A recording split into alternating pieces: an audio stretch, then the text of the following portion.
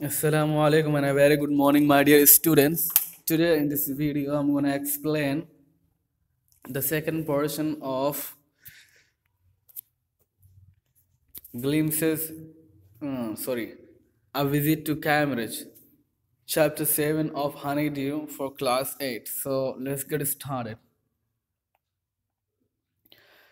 इससे पहले हमने पढ़ा कि फिरदौस कंगा ये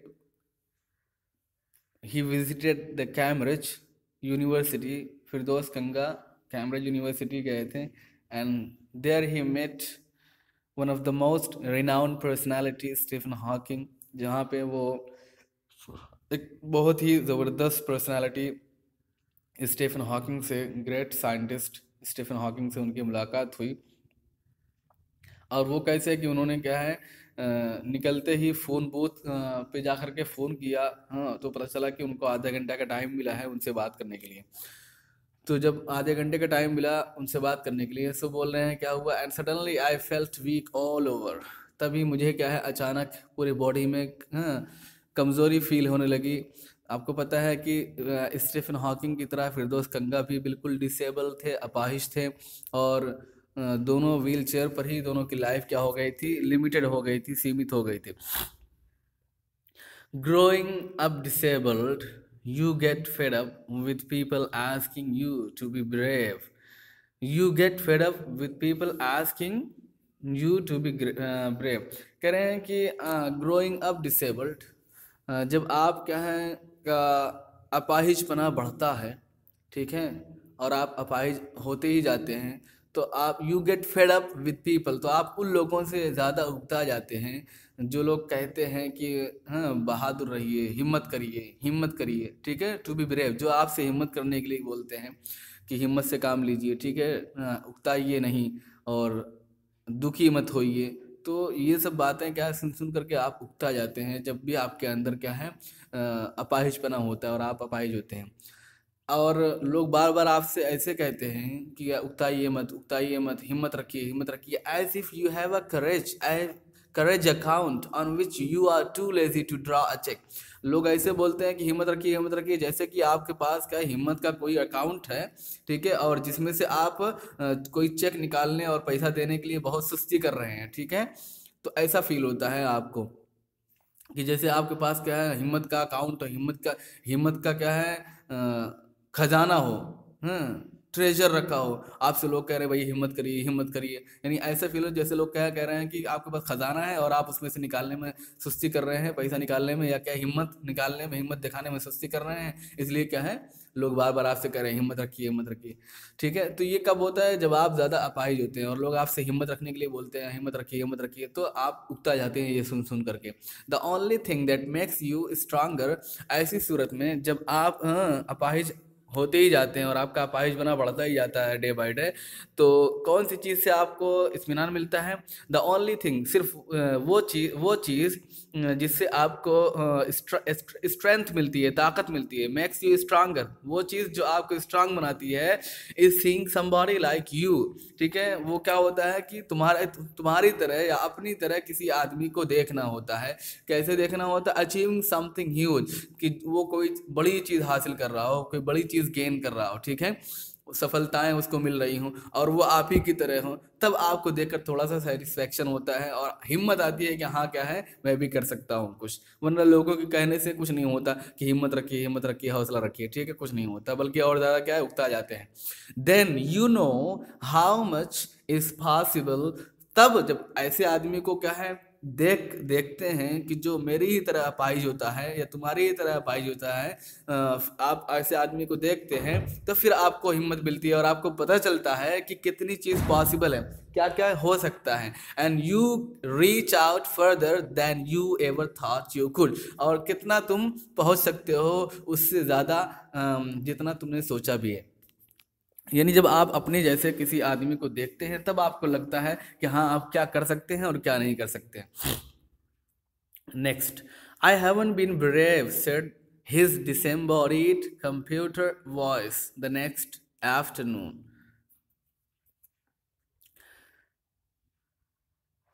कह रहे हैं कि जब मैंने उनसे ये बात की, ठीक है, और उनसे पूछा कि क्या आप उकता जाते हैं लोगों को ये कहते हुए, ये सुनते हुए कि हिम्मत रखिए, हिम्मत रखिए। तो उसने क्या कहा, आई हैवन बीन ब्रेव, यानी स्टीफन हॉकिंग ने क्या कहा, said his disembodied computer voice the next afternoon, I have had no choice.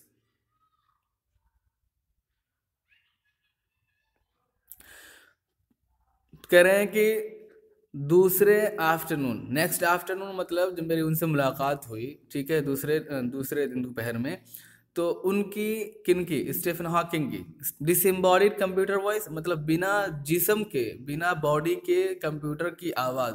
जाहिर सी बात है कंप्यूटर की आवाज़ की तो बॉडी होगी नहीं, ठीक है, यानी इंसानों जैसी बॉडी तो होगी नहीं, तो कंप्यूटर की आवाज़ बिना जिस्म वाले, डिसएम्बॉडीड, याद रखिएगा, डिसएम्बॉडीड मीन्स होता है बिना, और एम्बॉडीड मतलब होता है जिस्म वाला, डिसएम्बॉडीड मतलब बिना जिस्म वाला, तो बिना जिस्म वाले कंप्यूटर की आवाज़ ने अगले आफ्टरनून को कहा, दोपहर में कहा, क्या कहा, आई हैवेंट बीन ब्रेव, मैं बहादुर नहीं रहा हूँ, मैं बहुत बहादुर नहीं था, बड़ा हिम्मती नहीं था, ठीक है। लेकिन I haven't had no choice, I have had no choice, मेरे पास कोई चारा ही नहीं था, मेरे पास कोई चारा ही नहीं था, कोई मैंने हिम्मत का काम नहीं किया, मेरे पास कोई चारा ही नहीं था, ठीक है। तो कभी बोलना हो कि मेरे पास कोई चारा ही नहीं है तो आई हैव नो चॉइस बोल सकते हैं, ठीक है। ऐसे उसने बोला I have had no choice, मेरे पास कोई चारा नहीं था। तो किसने कहा ये बात, ये आप याद रखिएगा कि कौन कब बोल रहा है, तभी आपको ये स्टोरी समझ में आएगी, वरना समझिए नहीं आएगी। ये बात जो है बोली है किसने, स्टीफन हॉकिंग ने। अगला देखिए, श्योरली आई वांटेड टू से लिविंग, जब उसने कहा कि मेरे पास कोई चारा ही नहीं था, ठीक है, मैं तो मजबूर था, एकदम से लाचार था, तो उसने ये, अब फिरदौस कंगा कह रहे हैं कि मैं ये कहना चाह रहा था, उनकी इस बात पर मैंने कहना चाहा, श्योरली यकीनन, पक्का, आई वांटेड टू से, मैंने ये कहना चाहा, क्या मैंने कहना चाहा, living creatively with the reality of his disintegrating body was a choice.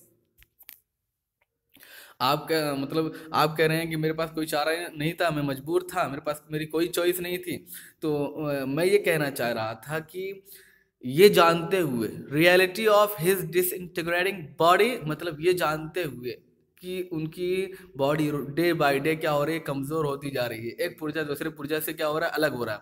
Disintegrate मतलब बॉडी का एक एक पुर्जा अलग होना, कमज़ोर होता जाना, अपनी बॉडी के, अपने जिस्म के एक एक पुर्जा के अलग होते हुए, अलग होने को जानते हुए, आप क्या है, जानते हुए कि मेरे एक एक हिस्सा काम नहीं कर रहा है, एक एक अलग रोजाना क्या हो रही है, मेरी कमजोर होती जा रही है, ये जानते हुए भी लिविंग क्रिएटिवली, आप क्या है, क्रिएटिवली जी रहे हैं।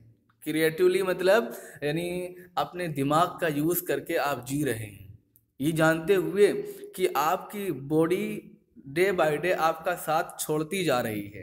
डिसइंटीग्रेटिंग बॉडी मतलब बॉडी का एक एक पुर्जा क्या हो रहा है, आपका डे बाय डे आपका साथ छोड़ रहा है, यानी कमजोर होता जा रहा है, क्योंकि उनको पैरालिसिस थी और उनकी पैरालिसिस डे बाय डे बढ़ रही थी, ठीक है।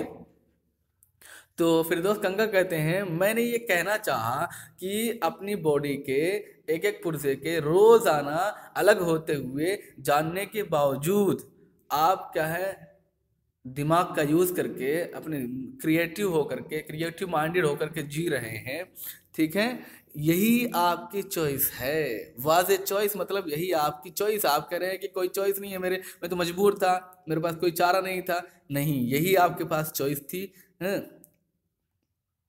जो बहुत बड़ी अपॉर्चुनिटी थी, बहुत बड़ी चॉइस थी कि आप ये जानते हुए भी कि हमारी बॉडी का एक एक पुर्जा रोजाना अलग हो रहा है, हमारी बॉडी हमारे हमसे हमारा साथ छोड़ते जा रहा है, लेकिन फिर भी आप क्या है, क्रिएटिव होकर के जी रहे हैं और अपने दिमाग का सही तरीके से यूज़ कर रहे हैं, जो दिमाग चल रहा है, जो बच्चा है उसी का सही यूज़ कर रहे हैं, यही आपके पास बहुत बड़ी चॉइस है। बट आई केप्ट क्वाइट, लेकिन ये मैंने कहना चाहा, फिरदौस कंगा कहते हैं आई वांटेड टू से, मैंने ये कहना चाहा, बट आई केप्ट क्वाइट, लेकिन मैं खामोश रहा, क्यों, because I felt guilty every time, क्योंकि मुझे हर बार क्या है, दुख हो रहा था, मुझे हर बार ख़राब लग रहा था, गिल्टी फील हो रहा था, मतलब मुझे हर बार दुख होता था, हाँ, जब आई स्पोक टू हिम, जब मैं उससे बोलता था, क्यों? इसलिए जब मैं उनसे बोलूँगा तो उनको फोर्स करूँगा कि वो रिस्पॉन्ड करें, जवाब दें मेरा, फोर्सिंग हिम टू रिस्पॉन्ड, क्योंकि मुझे गिल्टी फील हो रहा था, मुझे बहुत दुख हो रहा था बार बार बोल करके उनको जवाब देने पर मजबूर करने से। ठीक है, मुझे भी तकलीफ हो रही थी, आई फेल्ट गिल्टी, मुझे गिल्टी फील हो रहा था, इसलिए मैंने बात नहीं की, यानी पूछना चाहा लेकिन पूछा नहीं, या कहना चाहा लेकिन कहा नहीं। There he was, tapping at the little switch in his hand, trying to find the words on his computer with the only bit of movement left to him, his long pale figure. क्यों कि जब मैं उनसे कोई बात करता तो वो मजबूरन क्या है, मजबूर होकर के रिस्पॉन्स करते। कैसे रिस्पॉन्स करते वो अपनी छोटी सी बटन के ऊपर अपने हाथ से दबाते थे और वर्ड्स को कंप्यूटर के ऊपर क्या है ढूंढते थे अपने हाथ में बची कुची थोड़ी बहुत क्या है मूवमेंट की हेल्प से, यानी जितना भी हाथ हिलता था हल्का फुल्का उसी से क्या है थोड़ा बहुत छोटी सी बटन को दबाते थे ताकि उसके ऊपर क्या है फिर वर्ड कंबाइंड होता था। ठीक है, वर्ड बनता था और फिर वो वर्ड क्या है कंप्यूटर रीड करता था। ठीक है, कि फिर जाकर के बोलता था। हिज लॉन्ग पेल फिगर्स, ठीक है, जो भी उनके लंबे और कमज़ोर से बॉडी के अंदर बची खुची ताकत थी, उसी ताकत के ज़रिए से वो कंप्यूटर के ऊपर अपने हाथ से बटन को दबाते थे। तो इससे मुझे तकलीफ़ होती थी कि क्या है मैं उनको बार बार बोल करके रिस्पॉन्ड करने पर मजबूर करूं, इसलिए मैंने कहा नहीं। ठीक है, कहना चाहा लेकिन कहा नहीं। Every so often his eyes would shut in frustrated exhaustion, जब वो क्या है ऐसा काम करते थे दबाने के लिए और कुछ क्या है बोलने की कोशिश करते थे, एवरी सो ऑफ्टन मतलब बार बार अक्सर उनकी आंखें थक करके हार करके बंद हो जाती थी। ठीक है, यानी जब इतनी मुश्किल से वो क्या है कोई बात बोल पाते थे, इसलिए उनकी आंखें क्या है थक करके हार करके बंद हो जाती थी। शट इन फ्रस्ट्रेटेड एग्जॉस्शन, थक करके हार करके बंद हो जाती थी। एंड सिटिंग ऑपोजिट हिम, और उनके सामने बैठ करके, यानी मैं उनके सामने बैठा हुआ था और मैं उनको अगर बोलता तो क्या कोई भी क्या है रिस्पॉन्ड करते तो उसके लिए एक लंबा प्रोसेस होता। वो हल्का फुल्का अपनी बॉडी में बची खुची ताकत से हाथ उठाते और फिर हाथ में से क्या बची खुची क्या है ताकत जो उंगली में थी उससे क्या है छोटी मोटी बटन को दबाते, फिर बार बार दबाते, फिर एक वर्ड क्या है बनता, लेटर दबाते वर्ड बनता, फिर कंप्यूटर में ट्रांसफ़र होता, फिर जाके क्या है वो कंप्यूटर बोलता। तो इस तरीके से इतना सारा प्रोसेस होता जिसकी वजह से उनको तब जाके वो बोल पाते थे। तो सिटिंग ऑपोजिट ऑफ हिम, मैं उनके सामने बैठ करके I could feel his anguish, मैं उनके दर्द को उनकी तकलीफ़ को फील कर सकता था, मैं उनकी तकलीफ़ को समझ सकता था। ठीक है, क्या तकलीफ़ थी? The mind beyond with thoughts buoyant, क्या पढ़ेंगे इसको? The mind buoyant with thoughts that come out in frozen phrases and sentences stiff as corpses। उनकी तकलीफ क्या थी? उनकी तकलीफ ये थी कि माइंड फुल ऑफ थॉट्स था। ठीक है, उनका दिमाग बॉयंट जो एकदम वाइब्रेंट था, एक्टिव था। ठीक है, बॉयंट मतलब एक्टिव एंड वाइब्रेंट, कोई दिमाग कोई चीज़ काम कर रही हो और हिल रही हो, मतलब यहाँ पे फुल ऑफ थॉट्स था। उनका दिमाग आइडियाज से भरा हुआ था। और जब वो क्या है मशीन की हेल्प से थोड़ा सा बोलते तो came out in frozen phrases and sentences, तो जमे जमे फ्रेज और सेंटेंस की शक्ल में बाहर आता था। एज स्टिफ एज कॉफ्सेस, ऐसे जैसे कि लाश सुकड़ी हुई हो, अकड़ी हुई हो, यानी क्या है लाश से कोई आवाज़ निकल रही हो तो कैसी आवाज़ निकलेगी? ना तो उसमें कोई उतार होगा ना तो कोई चढ़ाव होगा, उसमें कोई फीलिंग ही नहीं होगी। तो कंप्यूटर की आवाज़ में क्या है वो बोलते थे तो बिल्कुल क्या है मुर्दे की तरह सिकुड़े हुए अकड़े हुए सेंटेंसेस उसके और फ्रेजेस क्या है बाहर आते थे एकदम जमे हुए, कोई उसमें इमोशंस नहीं होते थे क्योंकि वो कंप्यूटर बोलता था। कंप्यूटर के अंदर इमोशन कहाँ से होंगे? कोई उसमें अप्स एंड डाउन्स नहीं होते थे, ऊपर उतार और चढ़ाव नहीं होता था क्योंकि कंप्यूटर में उतार चढ़ाव कहाँ से आएंगे? कंप्यूटर जैसा बोल दिया वैसा बोल दिया, उसके अंदर कोई इमोशंस नहीं होते हैं। तो बिल्कुल कॉफ्स मीन्स होता है लाश के जैसे अकड़े हुए सेंटेंसेस और फ्रेजेस जमे हुए बाहर आते थे और दिमाग उनका थॉट से भरा हुआ था, बड़ी मुश्किल से क्या है वो थॉट अपने क्या है कंप्यूटर तक पहुंचा पाते थे, और वो थॉट भी उनके इमोशन से खाली होती थी। ठीक है, जो इमोशन वो देना चाहते थे उस क्या है वो इमोशन वो पहुंच नहीं पाता था उनके कंप्यूटर वॉइस से कंप्यूटर में। तो ये सब उनकी प्रॉब्लम थी, उनकी परेशानी थी, एंग्विश मीन्स परेशानी। उनकी ये परेशानी को मैं समझ सकता था। ठीक है, a lot of people seem to think that disabled people are chronically unhappy, I said. फिरदौस कंगा कहते हैं कि मैंने कहा कि बहुत सारे लोग अपाहिज लोगों के बारे में ये सोचते हैं कि अपाहिज लोग हमेशा, क्रॉनिकली मीन्स कंटिन्यूसली, ऑलवेज, हमेशा अनहैप्पी होते हैं, दुखी होते हैं। और ये फिरदौस कंगा कहते हैं और मैंने ये भी कहा, I know that's not true my self, मुझे पता है कि ये मेरे लिए तो दुरुस्त नहीं है। ठीक है, यानी मैं हमेशा दुखी नहीं होता हूँ। Are you often laughing inside, क्या आप भी हमेशा अंदर खुश रहते हैं जैसे मैं खुश रहता हूँ? आप अंदर से हंसते रहते हैं मतलब आप अंदर खुश रहते हैं मेरी तरह, या आप दुखी रहते हैं? लोगों का मानना तो है कि क्या है, जो अपाहिज लोग होते हैं वो दुखी होते हैं हमेशा, तो क्या आप दुखी होते हैं या आप भी हमेशा मेरी तरह क्या है हंसते रहते हैं और खुश रहते हैं? About 3 minutes later, he responded, I find it amusing when people patronize me. लगभग 3 मिनट बाद उन्होंने जवाब दिया, स्टीफन हॉकिंग ने रिस्पॉन्ड किया अपने कंप्यूटर वॉइस में कि I find it amusing when people patronise me, जब लोग मेरा ख्याल करते हैं, मेरे ऊपर क्या है हाथ रखते हैं अपना। पैट्रोनाइज मीन्स किसी का ख्याल करना, किसी का सहारा देना, किसी को सहारा देना। ठीक है, तो जब लोग मेरा ख्याल करते हैं तो आई फाइंड इट अम्यूजिंग, मुझे क्या है हंसी आती है, या कह लीजिए मुझे अच्छा लगता है, मुझे अच्छा लगता है। And do you find it annoying when someone like me comes and disturbs you in your work? और फिर फिरदौस कंगा कहते हैं कि क्या आपको इससे तकलीफ होती है?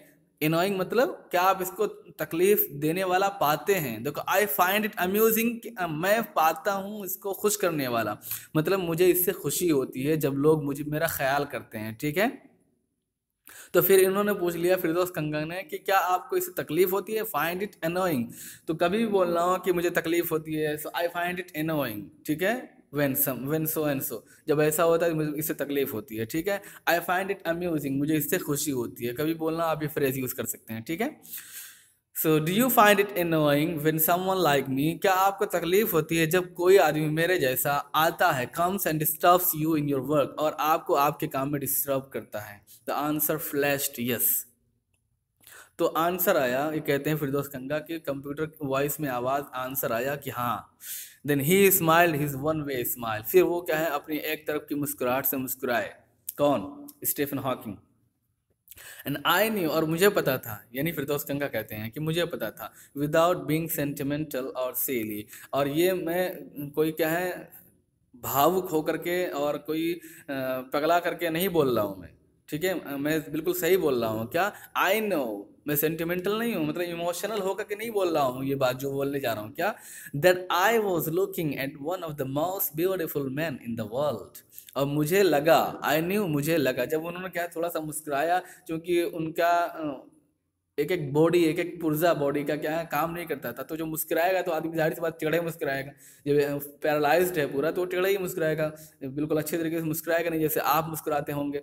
ठीक है, तो वही कह रहे हैं कि जब उन्होंने एक तरफ से मुस्कुराने वाली मुस्कुराहट मारी, एक तरफ से मुस्कुराए, तो आई न्यू, मुझे लगा, और ये मैं विदाउट सेंटिमेंटल होकर के कह रहा हूँ, विदाउट इमोशनल, विदाउट भावुक हुए कह रहा हूँ। ठीक है, कोई भावुक होकर के नहीं बोल रहा हूँ, एकदम पूरा होशो हवास के साथ बोल रहा हूँ। ठीक है, बिना भावुक हुए और बिना पागल हुए मैं ये बात बोल रहा हूँ। क्या? मुझे लगा, आई वॉज लुकिंग, क्या लगा कि मैं दुनिया के सबसे खूबसूरत आदमी को देख रहा हूँ। I was looking at one of the most beautiful man in the world. ठीक है, मैं दुनिया के सबसे खूबसूरत आदमी को देख रहा हूँ। Okay, this is enough for this video. It is getting large. Inshallah, we will discuss it in detail in the next video. Hope you got it. Keep enjoyed it. Keep it up. The goal is ahead of you.